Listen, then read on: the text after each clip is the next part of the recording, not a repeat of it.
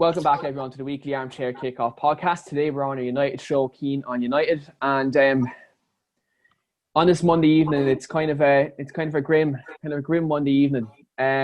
Before we start talking into all that gist, I am joined by Full House today. So we have new faces on the podcast. So today I'm joined by Scott Murphy. So Scott is on our United show now, and he is going to be part of our weekly Armchair Kickoff writing team, which I will elaborate on at the end of the show. I'm joined by Adrian. He's also a Manchester United fan. He's from Kilkenny, and he's another new face on our United show. And again, we are joined by podcast regular William Bryant, who is an Arsenal fan. I've asked William to come on today because, obviously, all of his United fans are kind of going through turmoil at the moment. But it's kind of good to kind of get an outsider's view kind of on kind of run into the club, because William obviously has kind of, I suppose, in the kind of last kind of 7-8 years, had a kind of a similar kind of journey as a football fan in terms of ownership and, lack of it, which we will kind of delve into. So I suppose, lads, firstly, what we're going to chat about tonight is Saturday's game against Crystal Palace. Now, last week on United Show and Keane on United, for those who didn't watch, we were all kind of very pessimistic kind of about the Glazers and the ownership and the whole kind of transfer saga. But all of us kind of dismissed Crystal Palace almost because the team we have and the squad we have, none of us really thought that Palace could come to Old Trafford and beat us. Now, albeit they did beat us last season, but we've a much kind of, I suppose, better squad in terms from an attacking sense this season. Scott, I'm going to come to you first with relation to the game. You've seen Ollie's kind of team selection, and it raised a few eyebrows in kind of the United fan base. In terms of the team selection, what do you think of the team selection? Because there was a few notable absentees in the team. What do you make of the team selection from Ollie? I just think some of the decisions absolutely made no sense. We know Palace. We know we suffered 2 defeats to them last year from the same thing.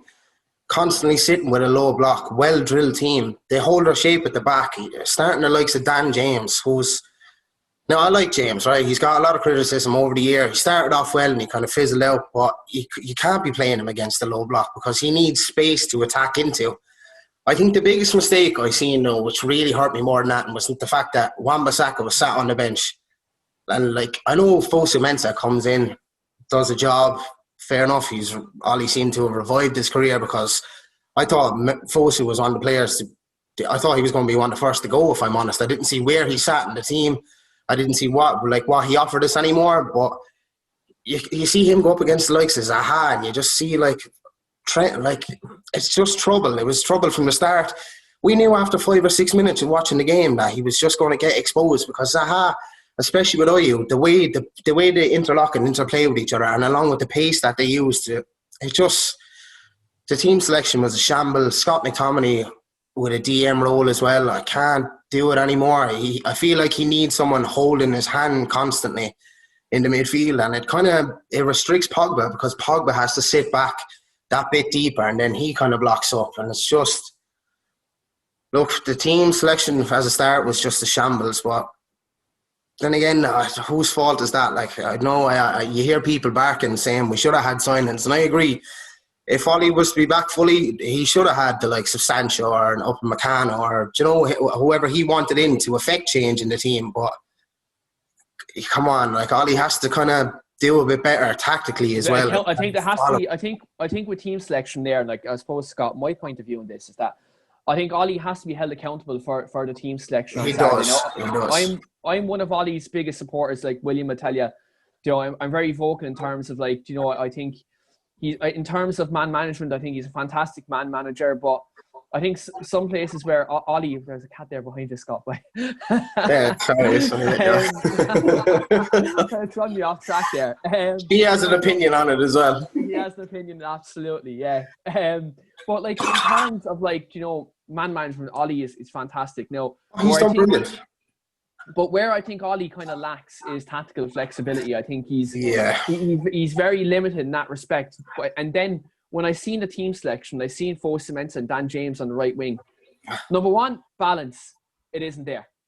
It isn't there because it's a defensive right side, and if you're wanting to play an attacking game, it's not going to give you that balance to kind of give you a platform to break a team down, as you said, that plays with a low block. Yeah. Whereas you look at the left side of the pitch, you had Luke Shaw and Marcus Rashford, which is a very kind of attacking left side of the pitch. And obviously, Pogba kind of plays that left side of that kind of midfield three kind of role as well. Yeah, he does. It kind of, the attack is very like centered there. Like you can see there's a bit of balance. Whereas this side, you don't have, like, let's say a Mason Greenwood coming in off the right, and you have like a bombing on left, like a right back who can provide that kind of, I suppose, that outlet to get balls into the box. Yeah, Fosu Mensah was a defensive right back, and then you have Dan James. Like, it just didn't make sense. It offered nothing. Like, you look at it. I know Fosu Mensah, he can play right back. Some people say he can play CDM and that, but he's not an overlapping right back. He doesn't bomb on. He doesn't pull defenders away. He plays very safe.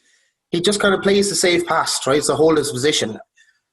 He offers some defensive cover, but like, you need more, especially when you have the likes of Dan James. Like, Dan James, I think he's very much a one-trick pony at this stage of his career. Now, sure, he could develop and he could add more sides to his game, but I think as of now, he needs space in behind to take advantage of. And defensively, I don't think he offers you that much either. Like, so I think it was just very, like you said, it's all about balance, and there was none. And I like Luke Shaw, and like you said, I like Rashford, but I think something needs to be changed because Rashford's form has been abysmal. I don't see why Dan James can't be played out on the left, because I don't think he could have done any worse than Rashford, if I'm honest. And at least if you look at the internationals in the way, like James, I know it's internationals, it's not Premier League football, but like he offers more playing from the left. So I think it would have made more sense to try and start the Greenwood on the right. And if Rashford was having a howler, why not try and give James a run from the left end and then give Luke Shaw that bit more? Because Luke Shaw could try and find spaces, pass through the lines even, because Luke Shaw always tends to try to cut in rather than, I know he overlaps, but he always cuts in and tries to whip a ball in. Where Dan James, if he was to pass through the lines, he could use James's pace to try and break that back forward, which is something I just think was attempted terribly. I don't think we offered really anything great going forward. I think it was stagnant. No real overlapping runs, no real threat, slow to move the ball. I was left baffled by the end of it. Like, I couldn't, between the team selection and the performance, everything just kind of had me dug under in my own head. Well, I think on the right, see, you're going on about on the right-hand side with Fosu Mensah and Dan James, but like, when you think of the fitness and all, remember Armchair Kickoff was quarantined and he's only back. I think him and he was protecting Mason Greenwood. I don't think that's why Mason didn't start, because the England internationally kind of want to keep him out of like. But I think Wan-Bissaka was only back from like Monday. He only had 2 training sessions, so I think that's why he played Fosu Mensah on the right. But I think Fosu Mensah didn't have a bad game compared to like that cross he put in for Van de Beek. Like, that's an assist. That was a good ball. Yeah, that was a good ball. I'm going to take that from him. That was a good ball. I think one thing that 100% sure that Pogba should have never started. Van de Beek should have started. I watched the friendly again, him with Villa, and he was running the show in midfield. Like, Pogba should have never been there. And with Scott, I think he did pick a lot of the team off the friendly. He came out and said about international, Scott had a good game, but Scott played in the back three. Yeah. For Scotland international. And James played well for Wales. Like, I think some, like, you can't look into team selection too much because of fitness. Like, it'll be interesting, as we said, to see how City get on. Because they're kind of, some players are off, and then I think I seen Luke Shaw did an interview where he said there was only 4 players at one point in the training, like, for United in pre-season. Like, it's not much of a bloody pre-season. But I think, I don't know, I think a couple of changes need to be made. I think some of them feel too safe, like, to be fair. Yeah, William, like, what do you make kind of, I suppose, from a performance standpoint? Like, you look at United before, like, I suppose before the season restart, like, Project Restart were really good.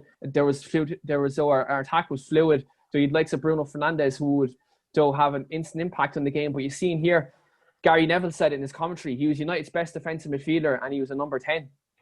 Yeah. Like, you put that into perspective, William. Like, what do you make of the whole kind of performance as a whole for Manchester United on Saturday, from an outsider's point of view? Honestly, when I was watching it, I was expecting you to come out a lot more firing. It just felt very passive, and I get it. It's because you didn't have much of a pre-season. You've only had a few weeks off and a few people not training. But even still, you were so off the pace. I was shocked. Like, Crystal Palace aren't the best team, don't get me wrong.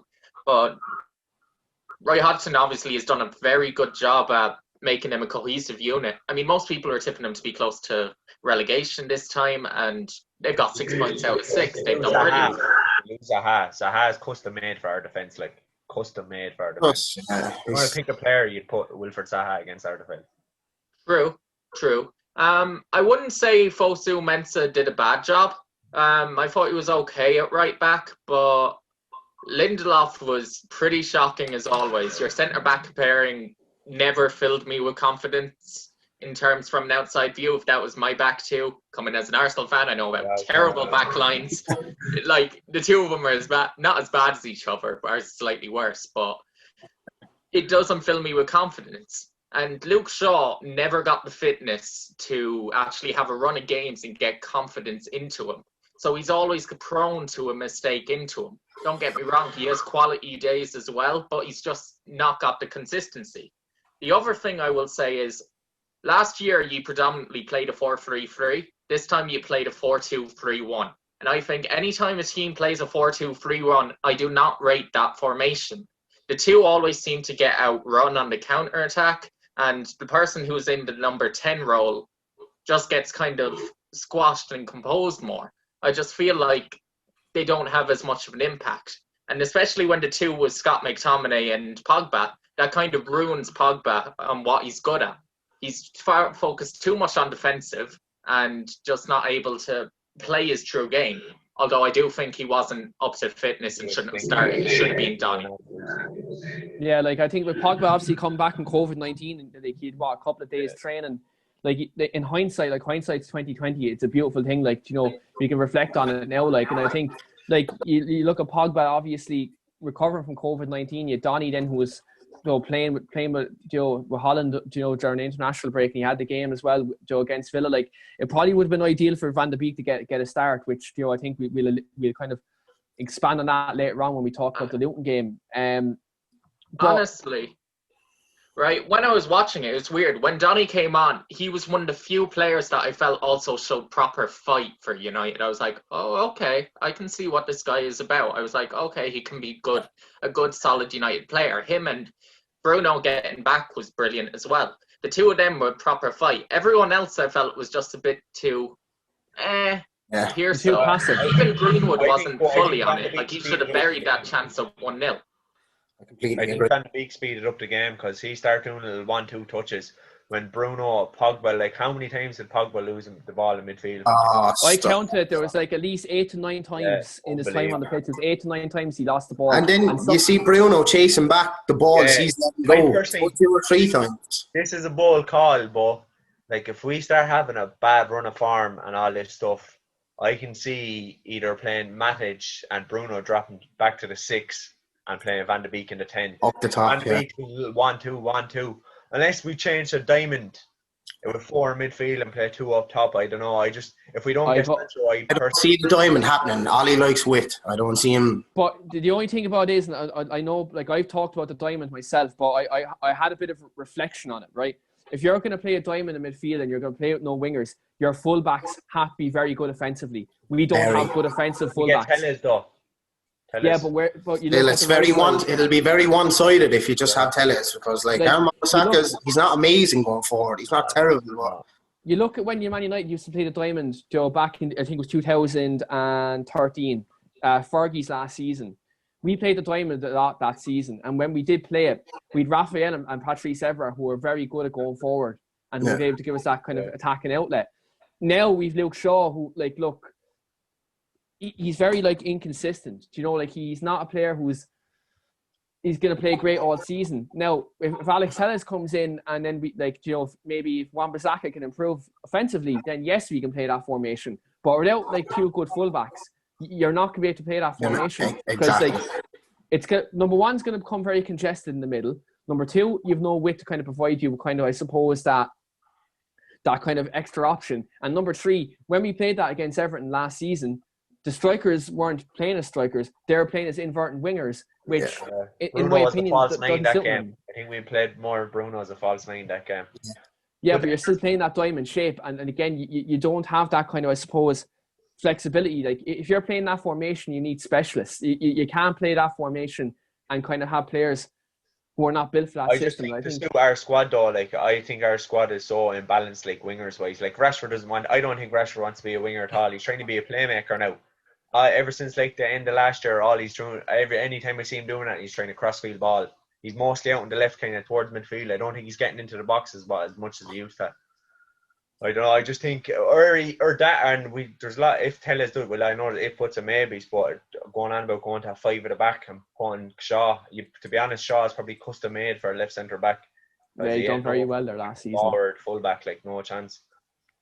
Yeah, and look, I suppose from that point of view, like I suppose we still have 2 weeks left in the transfer window. Well, nearly about that, and I suppose we'll see what happens in that respect. Another thing I'd like to talk about tonight, lads, is obviously. Today on social media, it's been a fucking shit show again. Now, obviously, look, I fully back this because Patrice Evras, Manchester United legend, has come out today and he's been saying everything that's been on our minds the last 7 years in terms of the Manchester United board and how the club's been run. And I suppose a number of things that Evras after saying today, very telling. It's very dark. Yeah. Scott, I'm going to come to you first with regards to this. Like, you've seen Evras throw out quotes that, like, you know, when Ferguson and David Gill were there, you know, they'd be on top of transfers. Now Ed Woodward and Matt Judge being ahead of transfers, clubs are ringing saying for Matt Judge to answer the phone. Like in terms of that, the ineptitude of Manchester United's board. What do you make all the things Evras coming out saying today? I just think it's really about time. Like, do you know, the fans are screaming this with years. And we're begging, like we've literally been begging for one of our own who has a voice of power, who can speak to the masses, to come out and be honest about the crap that's going on with the club. Like, and now we finally have it, and it's about time. And I hope this keeps feeding momentum into it. Look, I'm happy that Evra is the only one that has a backbone who will sit there and say, I don't care about what the Woodward, what Matt Judge, what the Glazers think about me. I love the United fans, and I'm going to speak the truth for them. And like he said, it's simple as just quoting him. Like, it's deja vu every transfer window. It's deja vu. It's monitoring FC. Oh, we're in for this guy. But then it all of a sudden, out of nowhere, it falls through. It seems like we always get so close to signing something. And then before you know it, it's taken away. And like, you know it more than I do. How exhausting is every transfer window being a United fan? Like, physically, emotionally burnt out. Like, before it even gets going, your head already hurts. I just think, like he said, I don't know, I can't remember now because I only had a quick recite, but he said it like you're sending lawyers to talk about football when it's not their area of expertise. They have no idea. They're there to talk numbers, not football. It's about time that someone tried to make that change, and I do believe in it. Like, I'm not one of these people who has ever been all out. I believe the cultural change is needed. I'm happy with some of the decisions that have been made, and now I don't know the full details of others, but if the reason we turned our back on Thiago is for wages or that, even though he's a great player, and I don't think any United fan would stand up and say we wouldn't like Thiago, I would have killed to have him in a shirt because he would have made such a difference, especially in that game against Palace. But if we're turning people down for the right reasons, and as long as we get to see the momentum keep going forward and they keep showing that they do want to progress, we do have a set type of player we want to sign, and we're not going to be held, like, you know, by the neck anymore just for fucking as a cash cow, you know, so people can make the most out of us for average players as well sometimes, because we've been milked so much in the past, and I think it's about time something drastic changes. Yeah, I suppose, look, from my point of view with this, I've been very vocal on this podcast and I've been very vocal on social media, and I've been like this with, I suppose, throughout the whole Glazer ownership. I've been very opposed. I've been very opposed to this ownership. They're in my opinion, I'm going to say it again, they're disgusting human beings.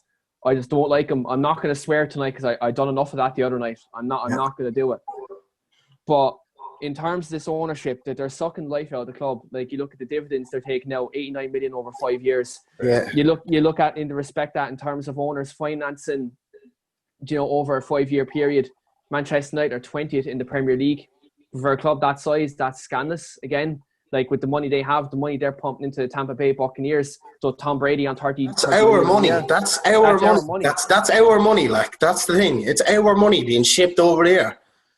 Like, they're not football people. They don't love United. They're businessmen. They're run by a banker. Like, we need change. Like we need higher power voices to start speaking up, because at the end of the day, it's us who go out and spend our hard-earned money every year to buy a jersey, to go see football matches, to support them everywhere we go. And it just seems like when you want that little bit of give back from your club, you just don't get it. You just get shot on. Forgive me, like, but you get shot on every year, like.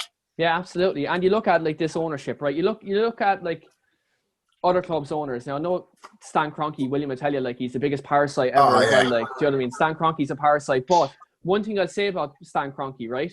He like if he's not communicating himself, he'll have Josh Kroenke do the communicating for him, his son. Do you know? Or he'll communicate through Edu or whoever's at the club.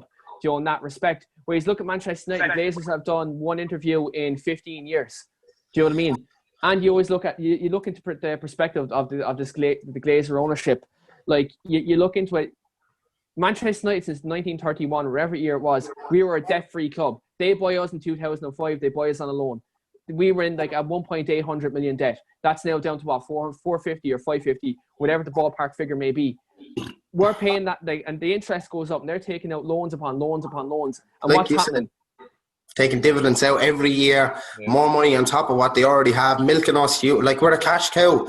That's all we are to them. It's just, it's heartbreaking, because like, we can't stop loving the club. We can't stop showing our support and going out each week, you know, and backing and screaming and getting emotionally upset and getting so invested in results and how things go. But to them, we're just money. That's all it is. It's just figures, like.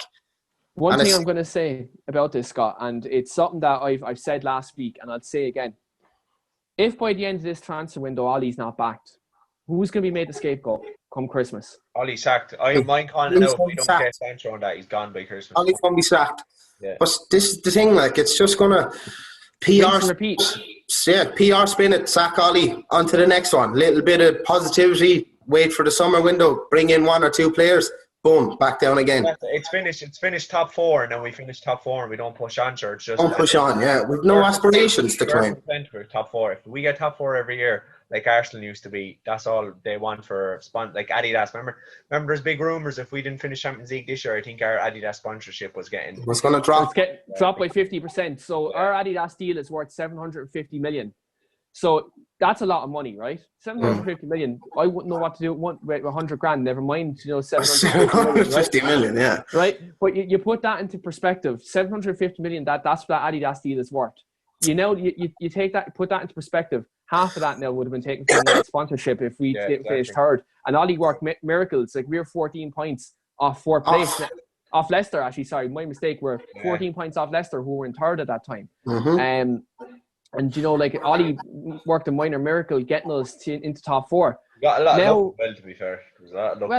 There was a lot of very justifiably. The VAR awarded penalties, which I'm going to say again, on this podcast. We're penalty FC, but we clearly fucking weren't on the weekend. But yeah. Well, look, you only get penalties by having your players in the opposition box and by threatening. You don't get penalties for tripping up at the halfway line for the ref to blow the whistle and go, go on, penalty to United. You get it from attacking and dedicating players into the box. Bruno jumping to the ground the other day, though. Bruno. That was atrocious, right? I love Bruno, but like, that shit needs to stop. Yeah. I'm not for that. I'm not for that. Do you know what, though? Whenever there's a penalty given in the Premier League, I always say, is Bruno Fernandes going to take it? It could be Brighton against Spurs, and I'd be like, is Bruno going to take it? Bruno Fernandes going to take it. It boils so much piss, and it's going to continue to do it. Yeah. He was half as good with his little Jorginho, was trying to copy Bruno Fernandes. He actually has a solid. He has that was his first penalty he missed in a long, long time too. Oh, he has a great record for penalties as well. He's just copying Bruno Fernandes' run, and look, he's copying the penalty king. You can't do that, like. Look, lads, with regards, I suppose, to the transfer window, like, I suppose it's like, we've what date have we today? We're like on the 21st of September. Yeah. The transfer window closed somewhat October 5th. Yeah, October 5th. We've not much left now in the transfer window. Like, where do we go from here? Because I suppose this summer transfer window, Adrian, has been all about kind of get Jadon Sancho in and kind of, I suppose, get a left back. But then you see the performance of Victor Lindelof on Saturday, and it was just absolutely atrocious. Like, from your point of view, yourself, what do you prioritise for Manchester United in this transfer window? I personally think if we can't get, if Sancho's, which I don't know, it's looking very strange because we seem to get all our deals done when the season starts and all. Like look at Chelsea and how they get their deals done in the first month. Our deals seem to be very late, but this, I personally think the Sancho deal is dead now at this stage. It's going to be a lot to get done in 2 weeks, 120 million. So I think if we can look at getting 3 players, I think we should get a left back.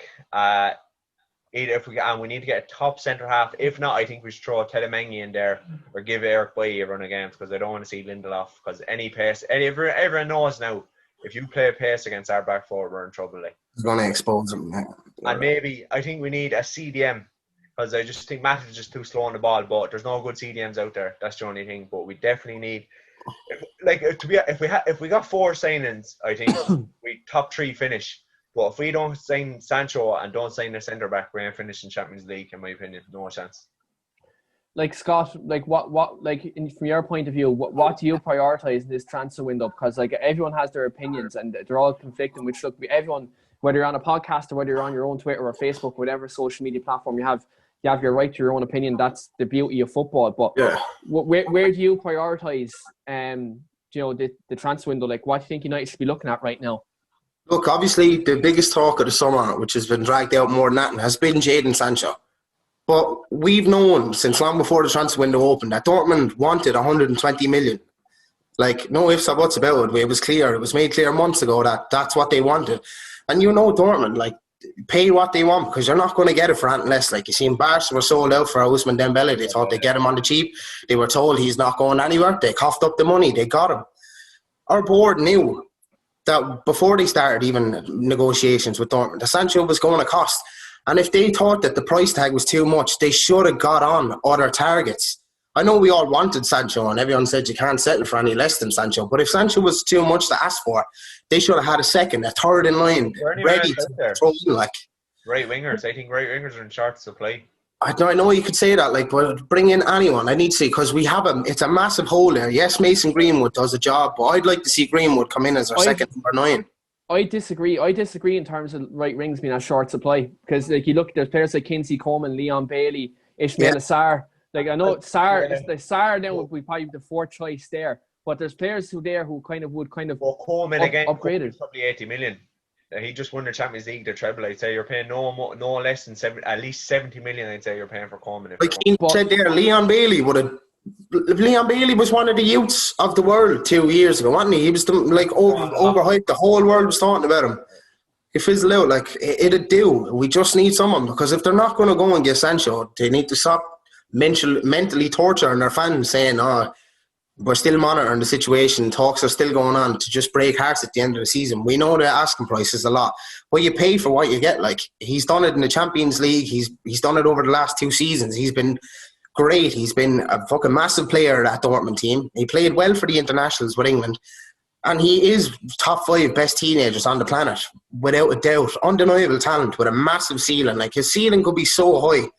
Commercial. Like, they should have known. And as far as the rest of the positions, I didn't personally think left back was a must coming to the latter end of the season last season. But the more I watched Brandon Williams play there, because he's so right-footed, the more it was just making me feel iffy. Like, I like Brandon Williams, I rate him, but I don't think he works as a backup left back or as second in command there. I think a left back now is a must-be, because, like you said, Luke Shaw is good, and Ray Shaw, but he's not Mr. Consistent either. If you're going to win a title, like, I know we're the furthest away from title talk now at the moment, but if you're going to win a title, if you're going to be serious about challenging and progressing, Luke Shaw can't be your left back, and I think he can't. Well, I agree straight up. He can't. Like, what does he have? Like 1 assist in 3 years? What does he have? Like, his assist record is shocking as a fullback. Terrible. Yeah. Even Wan-Bissaka is known as a defensive fullback. I think he got 2 assists last year. I think Luke Shaw might have got 1 assist last year. 4. He got 4, I think, did he? Wan-Bissaka. Something like that. And even still, that's not great. No. William, it's not enough. William, like, what? Like, obviously, you're an Arsenal fan. You probably hope we get absolutely no one. Like, do you know what I mean? But like, what do you think? Like, in terms of, like, from an outsider point of view, watching our games, watching us at the end of last season, start of this season, like, what do you think we need? Honestly, it's all at the defensive end. Sancho, I don't think you should be going for Sancho. And if you had that money able to go for Sancho, I think 2 or 3 players at the back end would be better off long term. Like, you can go in for a player like that next year, or give a player that's in You're not getting Sancho next year for living like When I'd say next year, if Jadon Sancho is still a Borussia Dortmund player next summer, we can absolutely forget about it, because Real Madrid will be infirm, Barcelona will be infirm. Like, he's gone. He's gone from our grass. Like, wait another year. 100%. Liverpool will be in for him next summer. And you think about anytime Manchester United have competition for a player, we blow it. We lose it to everyone. We lose. Like, I'll put it this way. I know I didn't want Gareth Bale, right? I've been very. I was talking to William last week. I would have took him now. That I look at it, like you said, hindsight, I would have took him now. Yeah. But you know what? You know what though? When I was talking to William last week, and Steve McGrath and Jamie Murphy, who feature heavily on this podcast, I was saying Spurs can have Gareth Bale. I don't want Gareth Bale. I just don't want him. I think I'm glad to see him back in the Premier League. But from a Manchester United point of view, 31 years of age, high wages, kind of breaks what Ollie wants to do. So I was like, no, great to see him back in the league, but you can fuck off the Spurs.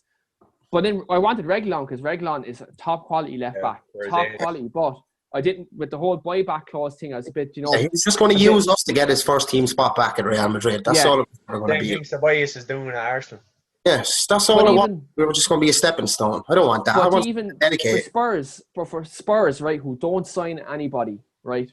Oh, great signing. They're not signing no one FC.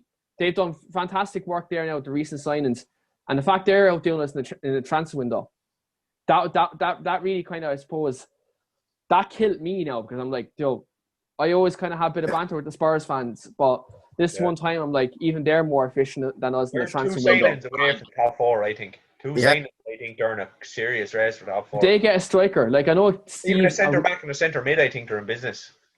But they want a sub striker. Like, one thing Spurs want is a second striker. Now, I know Steve now, he's going to lambast me for this now the second I say this again. But even if they get like a Troy Deeney in, or someone who could be a second striker, he'd be a great signing for them. Who can give him something different? Great striker. He'd be a great striker for Tottenham. He's similar style to Harry Kane. Troy Deeney is a Jose Mourinho signing too, 100%. Oh, he is 110%. Like, Troy Deeney, mentality-wise, I think not dressing room. Like, you've seen him, like the way he speaks, and the Arsenal fans don't like him either. So that kind of make it kind of a sign of the Spurs as well. Like, I don't mind. But you know what I mean? If they get someone in, like if that mold, they get like even, I don't know, whoever else, if there's anyone kind of available who can kind of chip in with a goal off the bench, Tottenham are fucking laughing, because you seen them yesterday. Even Everton are 2 or 3 players away from giving us a run for our money too. Like, Everton's midfield this year is not to mess with anymore, and I'm not even joking. Like, I rate their midfield, and I think it's top 5, top 6 in the league now. 100. They're definitely on for top 6. I think they're centre back. Probably need centre back, right back, another striker or something. And they're Aberdeen as well, lads. Great player, phenomenal player. I rate Richard as well, and I think they play well. And Moise Keane is there, who can still develop as well. Like, still plenty of time to develop. They need a keeper though. To be fair, Pickford. Jordan Pickford, dinosaur arms. But like, it's not to say Carlo Ancelotti can't get the back and just go out and sign a keeper and fix their problems. Like, look at who they're saying. 25 million for Allen. From what I've seen him, he has the core at 25 million. Another quality sign.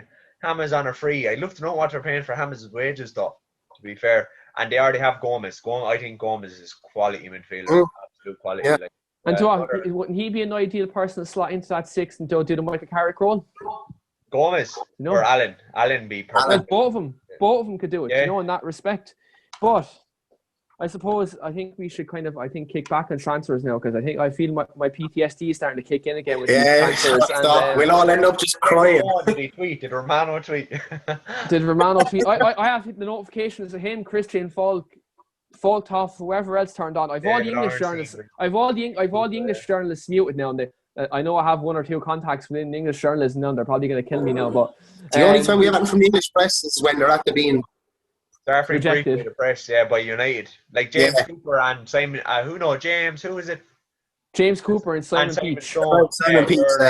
They're briefed by the club. Something comes out, it's got the club. It's like they're the ones who came out and said from the start, to be fair, that we're not paying 108 million. They've said it from the start, like when everybody else said, they've said from the start, United will not be bullied, and we're not paying 108 million. So we'll see how it goes. Out information once they've been tipped off by the club. They're told, like, Go on, leak this bit of info now and follow up. Cause a bit of drama, get us more clicks online. Simple. It's all about the interaction. Do you know? We're Modern FC and Talks FC, and we're most definitely Clickbait FC. Clickbait FC, yeah. So lads, I suppose looking on to kind of more, I wouldn't say positive news, but it's news nevertheless. We're playing Luton Town tomorrow, in the Carabao Cup, in the I don't know what you call it now, the Emberdale Cup or whatever you want to call it. Yeah. Like how the Man City Cup, yeah. And lads, how do you approach this game? Because we've had no pre-season. Like I know people are calling for us to rest players, people are calling us to give players a chance, but we've had no pre-season. Do you really want to get like rest players and kind of not help players' fitness? Like I reckon go for it and build confidence. You see the way City went out and slapped Burton Albion 9-0 last year? Go do that. I want to see that. I'd make 2 or 3 changes, and I don't think Luton are as bad as Luton are third in bloody championship. Burton are terrible. Terrible. I know, like, but we need that. We need that. One thing I'm going to come to all of you, kind of, I suppose, with regards to the situation. William, I'm going to come to you first because you're an outsider. In terms of starting 11, right? How do you think we should approach this game? I'm going to ask you, who do you think our 11 should be? A bit of a mix and match. I'd say in goal, start Henderson. You have to see what he's like now in goal for a game for United.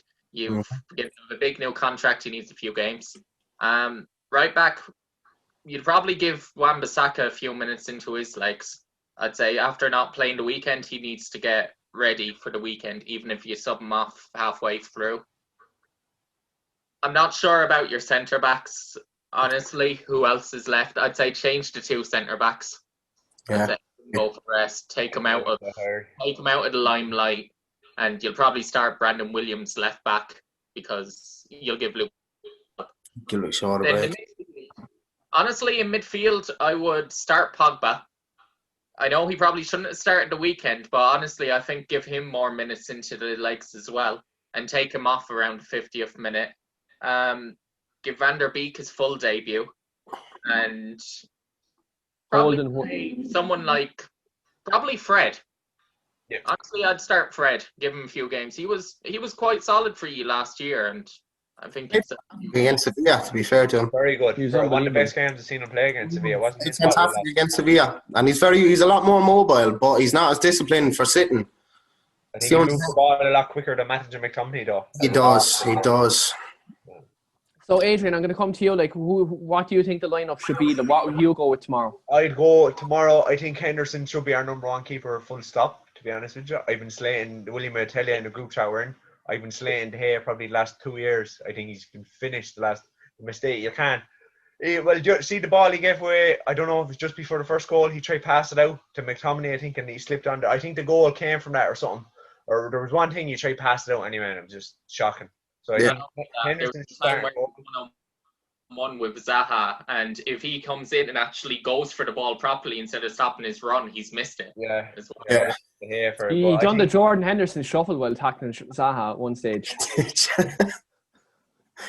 He came out trying to clear a ball as well at one stage with his arms flailed in the air while it bounced in front of him. Do you know what I mean? Like, just I think I'm after losing everyone. It makes your stomach beat that he's not comfortable on or near the ball. No, he's so uncomfortable. He's so uncomfortable with the ball at his feet. Oh my God, I think, lads, you're after losing me on the show. You froze. You're back. We got you here. I froze. I'm the one who froze. I was thinking, like, what's going on here? Don't worry, lads. Technical difficulties. We never really have these anymore. But when we do, there's just a little bump on the road. Yeah.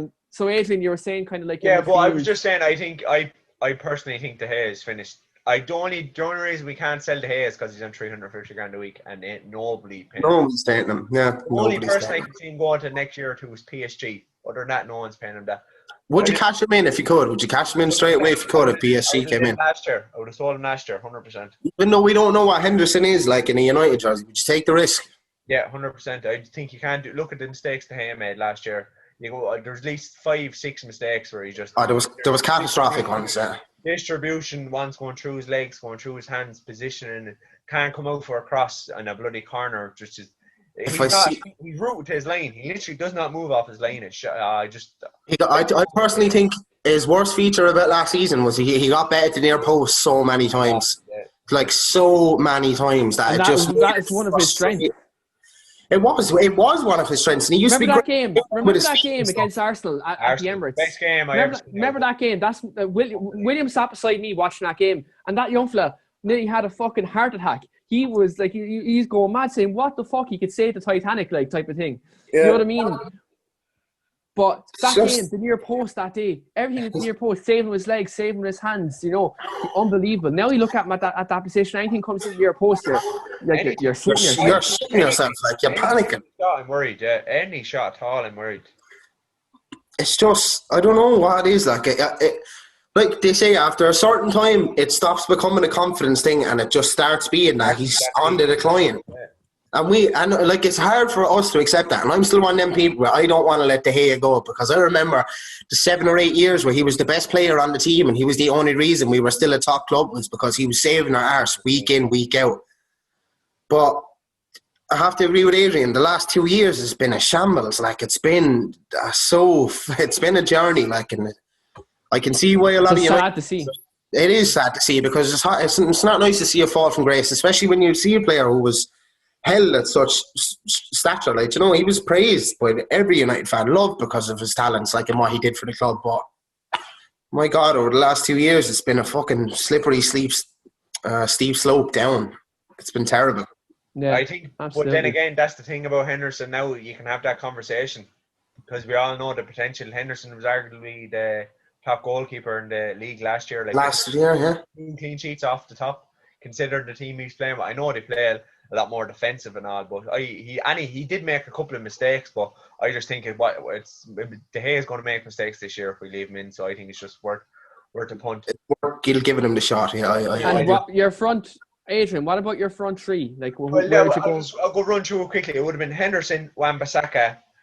I think I'd keep Maguire in, because I think his confidence was shot. We know Eric Bailly, he's rash. I'd throw Mengi in, because he's promoted to the first team squad. For the Carabao Cup, I agree. Send Mengi. I think if we don't sign a centre back, I think he's going to throw him in, because Tuanzebe's injury prone. I'd go Williams left back. I'd go Fred, and I'll be honest, I'm thinking Fred, Bruno in midfield, Van de Beek ahead of him. Yeah, I wouldn't start Pogba. No, I personally, I think I'd play James on the left. Maybe play Martial up front, because I think Rashford's still, he's shot or something. He's not with it. Yeah, he's not with it. I'd play Martial up top, and I'd play Greenwood off the right, and then I'd keep a Gallo on the bench. I don't know.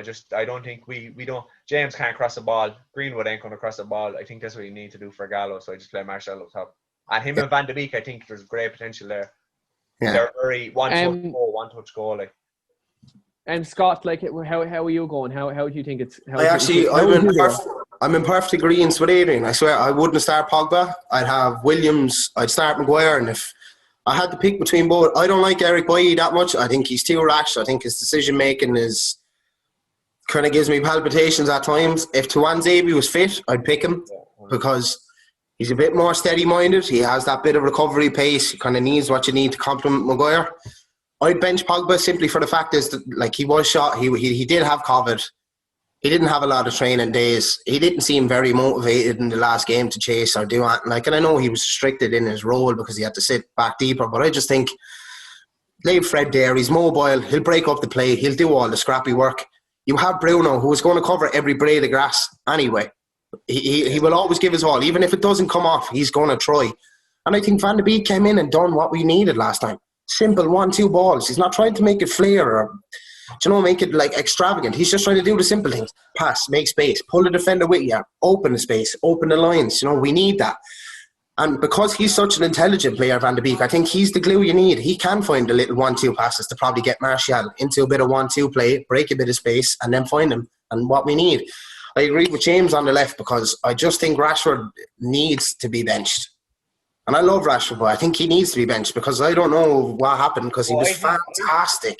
I think his head is in. I know this is not got to do with it, but no social media. He's been, for the last 6 months, he's been posting about feed the kids. And I know it probably not got to do it, but since he started that, it seems to be focusing a lot of energy on that. Yeah. He always has posts on Twitter about that. I just think he's involved a lot in the community side. I think maybe he played in football. Do you know what though? One thing I'm gonna jump in on that. Like one thing I'd say, and there's one thing like I think I've been very in the defensive Marcus Rashford, and one of the reasons why I've been in defensive Marcus Rashford is because Marcus Rashford, people tend to forget, before Bruno Fernandes came in, carried this team on his back and scored all of our goals. He was a playmaker though as well. He done the playmaking role so well. But I want him back where he starts running at players. I want him to start taking people on again. Like I feel like he's trying to be a Ronaldo when he should be his own player. And it's frustrating me because his play style has changed. And I don't think it's changed for the better, because when he had that raw determination to beat a man is when you saw the most of him. Do you know, because he had the fire and the burn in his belly to go around the outside, flick it past him with pace, cut in, take a shot, do it quick, do it snappy. That's when you see him at his best. But I don't know. I just think he needs to be benched. I think you're right. His head's not with it. I think he's so focused with the social media side of things. He just needs time away. And I know, like, he's suffering with, I don't know the full, but he's still injury with his bones or something. His back, yeah.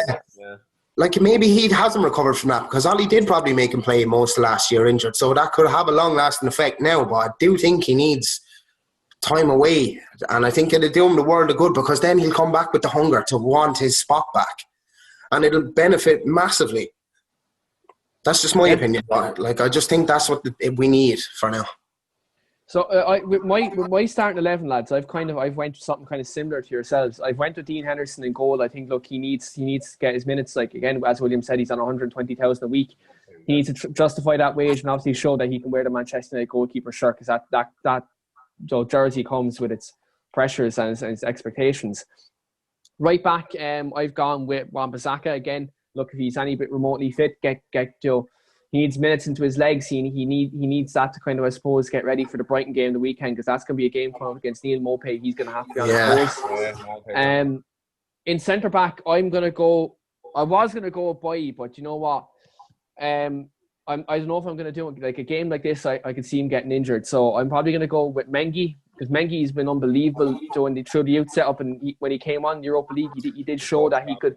He fantastic for the under 23s and stuff as well. Like games he's playing, he has that bit of ball in him. Like, do you know what I mean? He seems very intelligent for a centre back, and I'd like to see him get a game. Now, obviously, if Tuanzebe was fit, look, he'd be in there all day. That'd be my first choice. I see him as a future Man United captain if he could stay fit, but staying fit's another thing. What's this, a year now out with an injury? Yeah, it's a long time.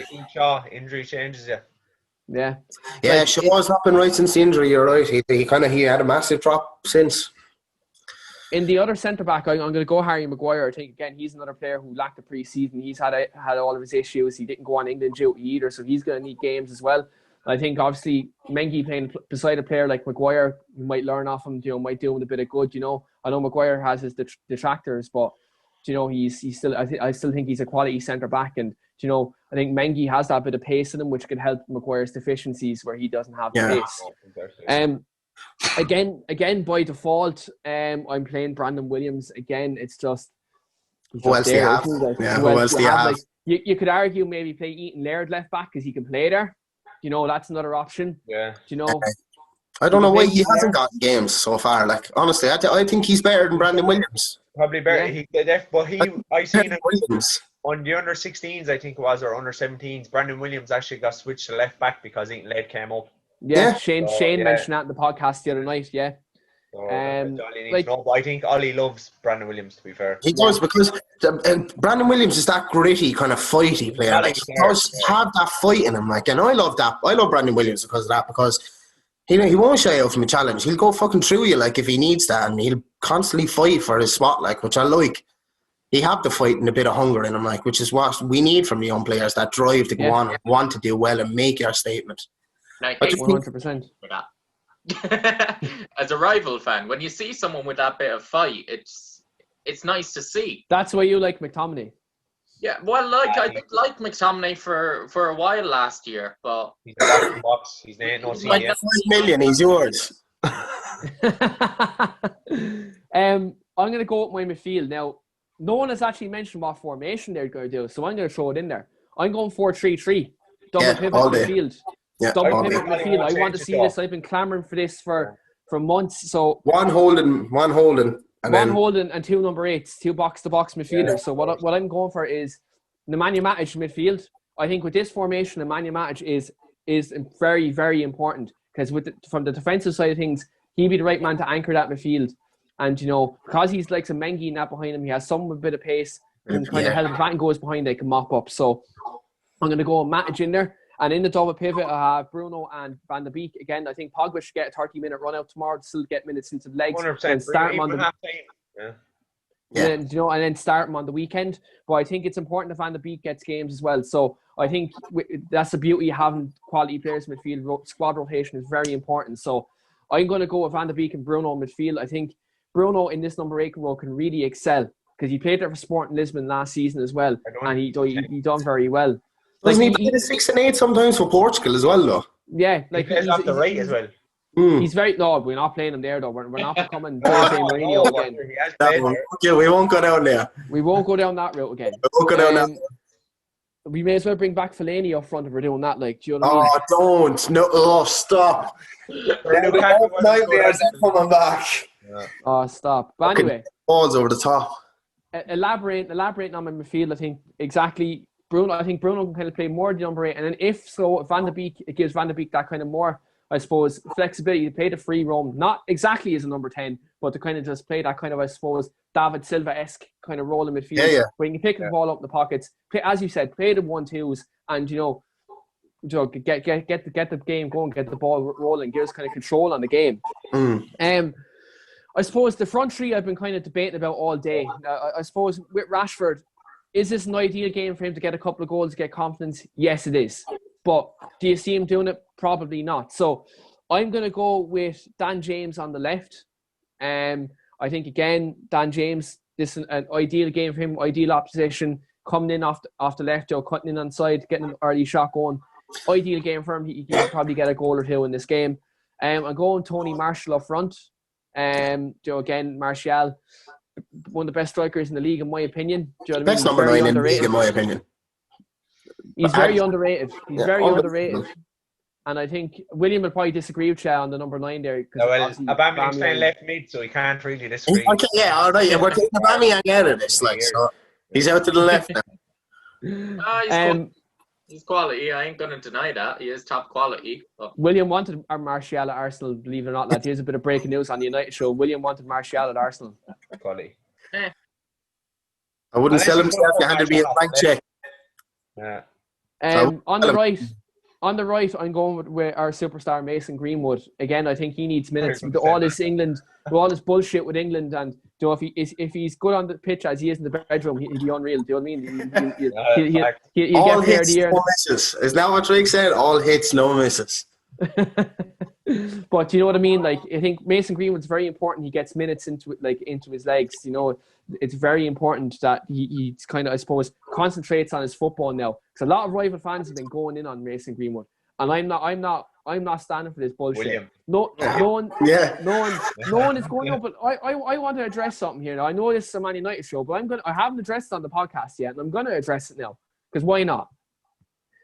Phil Foden is a young fella. Like, he's the same age Mason Greenwood, and he has a girlfriend and he has kids.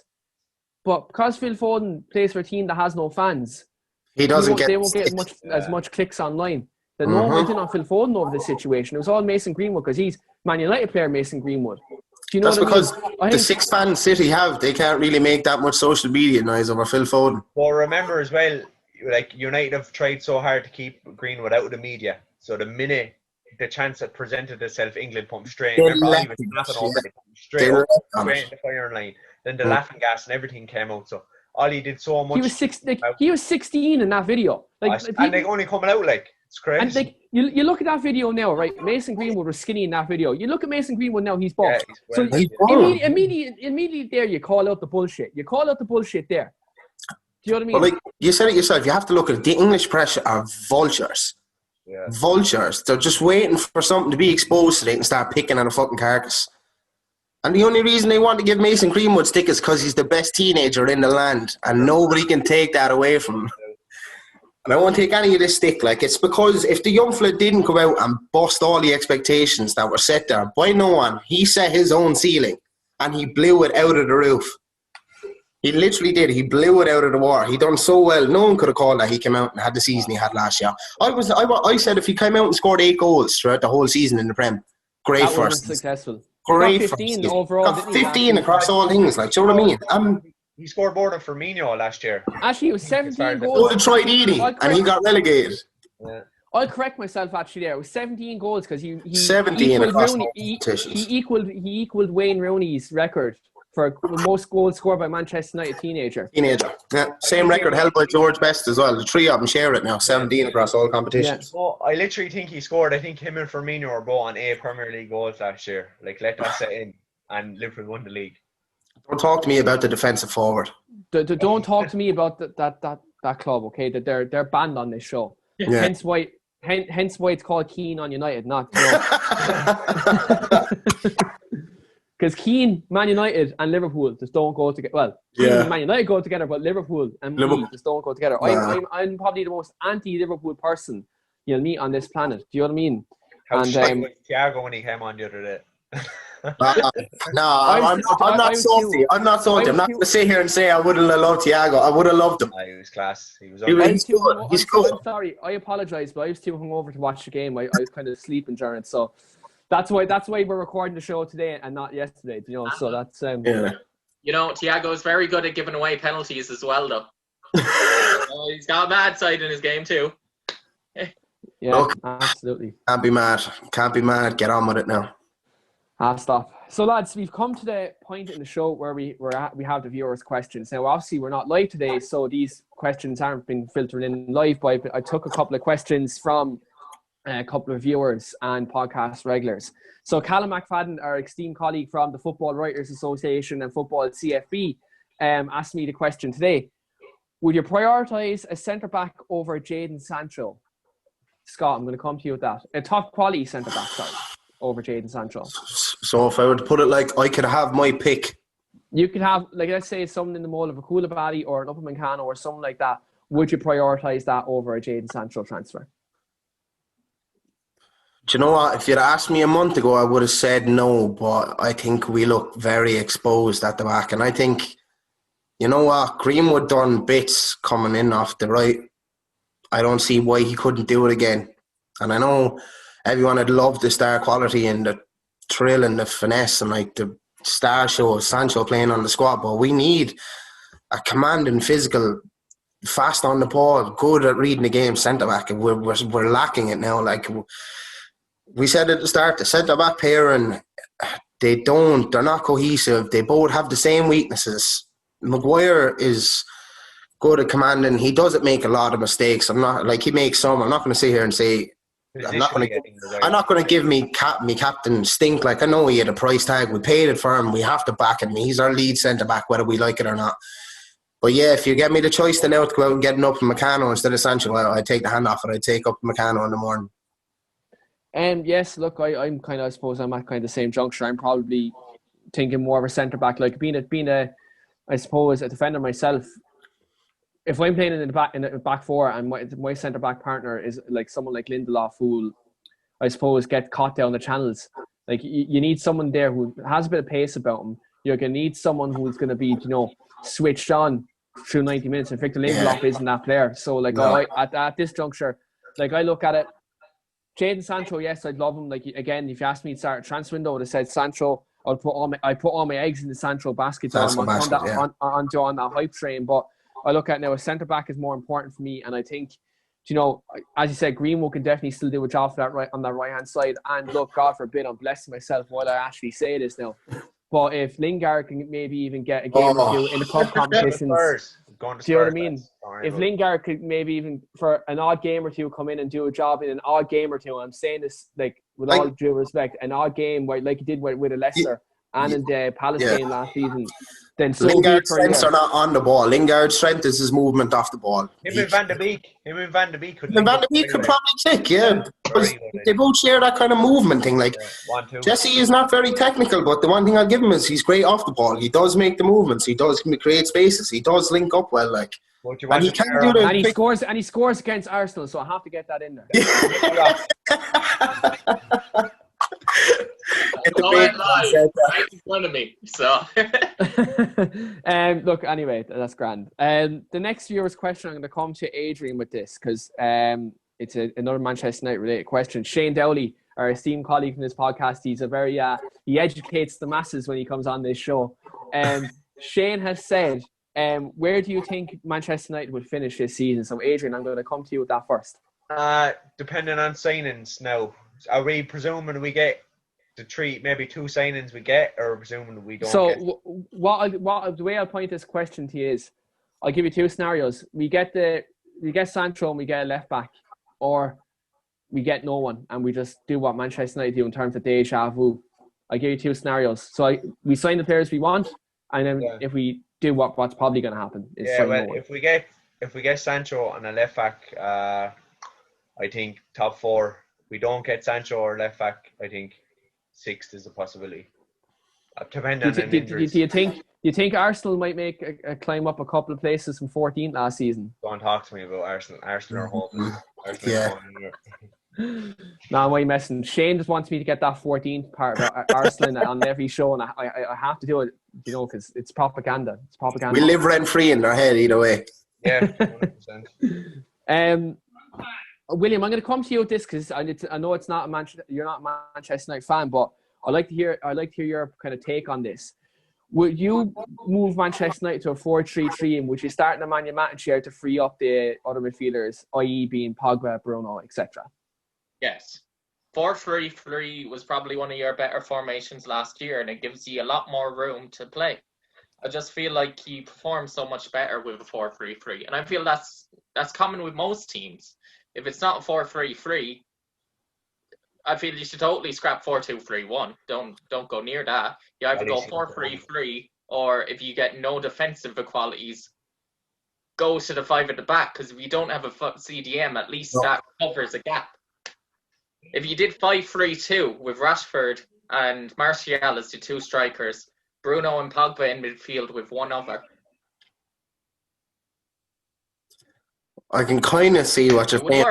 We've done it in the big games last season where we did play 5-3-2, and it did work at 3, but you can only play that formation if you're playing against Man City and like you're hitting them on the break. They're going to have the majority of possession. Like, I hate the 5 at the back. I'm sorry, but I hate it. Like, I'd rather the 4-3-3 and try and have the free, open playing football.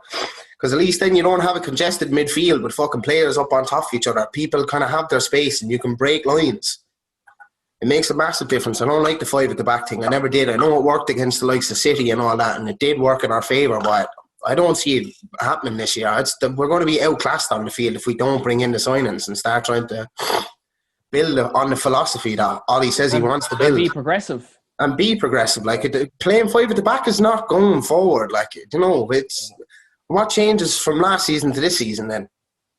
Not absolutely no progression whatsoever. Like, I want us to go out and attack the fucking big teams, not sit back and just try and catch them on the break. Because if you look at the team on paper, I know squad depth is not our biggest thing, but we have some star players on that squad who can play ball and who can go out and stick it to the big dogs. Like, and I don't see why we don't try that. And I know obviously if you got the likes of a Sancho and a Tellez left back in, like, who's more attacking minded, that would make a difference. But I think, like, he should start trying to implement it anyway. Because at the end of the day, we're not going to get better by fucking staying the same. William, we've just received a message from Shane saying Class 92 can get fucked except Beckham. Can you check why he's saying that, please? I want to kind of break this on the show. Oh, God. I'm going to have to cut it short there, boys. I'm going to have to head off there now. No bother, Adrian. Thanks for coming on. We'll definitely have you on again. Just give me a show. Yeah, no bother. Thanks for coming on, Adrian. No bother. Cheers. Thanks. This is just one of the last things I want to go through before I break the kind of news. It's not. If you're saying something about the Class 92, I need to kind of hear about this live because I can't check it now. It was just something basically with a photo saying these two are everything the class of 92 are meant to be, caring about the club and over themselves. It's a picture of Patrice Evras and Rio Ferdinand. So it's kind of going back to the things that you were talking about, Evra, and how he was calling out the board. Yeah, and Evra and Ferdinand versus are the going class to of come out. 92. Yeah, like they all sit there linked to the clubs. They all still want to become manager, even though not one of them will. So No. yeah, I suppose Shane. In terms of this, Shane, I actually agree. I know you'll be watching this later on, so yeah, I agree. They can go get fucked. And David Beckham, we just love you. Do you know what I mean? We just love you. So you know, we'll keep that there. Yeah. We did have a Scott McTominay question, but I'm not gonna ask that tonight now because I think I don't like. I love Max Dawson, but I don't want to slate him, so I'm not gonna go there. I'm not gonna go there tonight. So we see him centre back once you get a few injuries in. Yeah, that's the question. That's the question. We remember how it worked out last time we played McTominay at centre back against West Ham. Yeah, remember that? That didn't work out well. That's not something I want to see. And I know we have 8 centre backs. Well, I'd rather play Marcus Rojo with his burnt toast than that happen again. I'd literally rather play Rojo because at least Rojo will go out and break someone's ankle in the process. Right, so lads, we've come to the end of our show. It's been a very good one. We've gone just over the hour tonight, so it's been very good. So I'm just going to kind of break a bit of news here on the show. So I know last week we said I would have David Lee in the show, so that is still happening. So that is happening on Thursday, 8 p.m. Myself, Sean Maroney, and Jack Clemson are speaking to David about his professional football career. So he's going to talk to us about his time at Chelsea and among other clubs, as well as his time in the England setup as well. So that is going to be a very interesting conversation. And Friday, our MMA show is back. So myself and Jamie Mackey-Murphy will be doing a full in-depth analysis on UFC 253 coming up the weekend. So that is going to be very good. And we are launching by the end of this week or starting next week, our weekly Armchair Kickoff website is going to be launching. So Scott, who's joined us tonight as a new face on the podcast, he is going to be our Manchester United writer along with Owen Rochford on the channel as well. And William will be doing his bit as well with the whole kind of Arsenal side of things and kind of general football. And we have other people on board as well. So that'll be good. And we do have more content coming soon. We do have a United show. Oh shit, we're double booked actually. So we have the MMA show and we have our United show on Friday as well. And so I'm joined by a couple of new faces on that as well. So so much content. I'm actually forgetting, what we're doing. And another. Receiving out the years of content. Yeah, and you know what though? Again, I'm making my debut tomorrow on All for United as well. So I'm on that channel tomorrow. So I am a contributor to that channel now as well. So I'm going to be on that show immediately after the Luton game and giving my match reaction. So please do check that out and give them a watch as well and a subscribe. They're a very good channel. So I'm going to be appearing on that tomorrow evening. So that should be fun. Hopefully we win because my first appearance, I do not want to be ranting and raving. You know yourself. You want some good news finally going forward. Yeah, absolutely. So, yeah, look, that's all, I suppose, the upcoming things this week and next week. And as always, do like, share, and subscribe. And really do appreciate